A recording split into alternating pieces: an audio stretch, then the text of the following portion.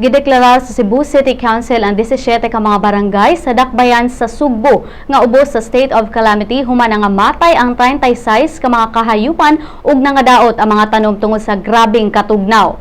Ang 36 ka kahayupan nagbalor og 63,000 pesos, samtang ang mga tanom nagkantidad og 11.5 million pesos. Ang mga barangay nga ubos sa State of Calamity mao ang Adlaon, Bonbon, Budlaan, Buot, Kambinokot, Guba, Lusaran, Malubog, Paril, Pungol Sibugay, Sinsin, Siraw, Sudlon 1, Sudlon 2, Tabunan, Tagbao ug Taptap.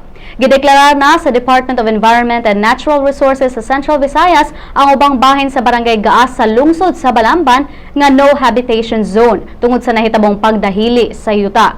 Gideklarar sab sa Mines and Geosciences Bureau o MGB ang napulo ka hektare sa sitio proper Barangay Gaas nga no habitation zone.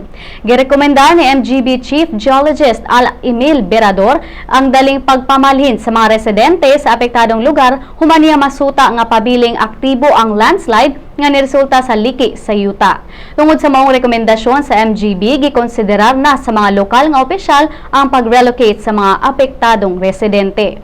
Ang pagdahili sa yuta mao'y resulta sa walay huno nga pag-ulan sulod sa 15 ka adlaw lakip na ang kung unsang klase sa yuta anaa ang maong lugar.